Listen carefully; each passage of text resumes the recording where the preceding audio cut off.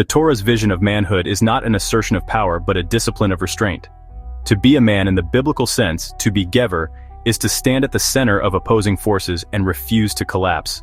Masculinity in Torah is not defined by muscle or mandate, but by equilibrium, the ability to hold movement and stillness, strength and vulnerability, emergence and humility, all without losing oneself.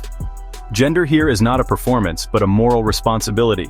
The Hebrew word Gever encodes this vision. Its letters, gimel, bet, and resh, form a sequence that traces the arc of human power. Gimel is bestowal, the giving energy that initiates motion. Bet is containment, the structure that channels and disciplines that energy. Resh is emergence, the visible head, but also the danger of pride and fall. These are the inner coordinates of manhood, giving, forming, and rising. Each has its glory and its shadow. To give without form is to squander. To build without giving is to hoard. To rise without discipline is to fall. The Torah does not ask men to suppress their strength. It asks them to shape it, to know its limits, to guide it toward good. In this way, Gever is not a champion of brute force, but a steward of inner tensions.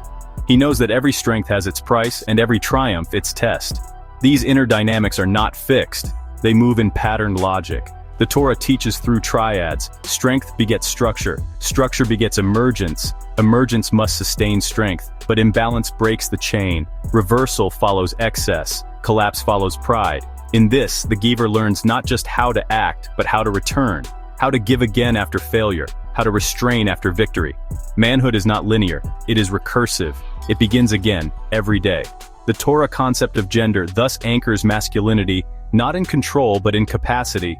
The capacity to give and receive, to lead and listen, to break and be rebuilt. It is a relational strength, never isolated.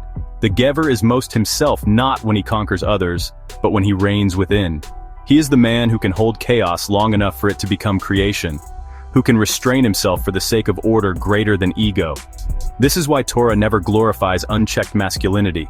It praises those who contain it. Abraham leaves his father's house. Moshe turns away from glory. Yosef flees temptation. These are not weak men. They are strong enough to choose something higher than impulse. They are not dominated by their drives. They govern them, and in doing so, reveal divine wisdom. To be a Gever in Torah is to be tested and to answer with harmony. It is to walk through fire without becoming flame. It is to speak from the head but to root it in the house and to begin again with every gift you give. This is not idealized masculinity. It is embodied covenant. It is the strength that lives in balance.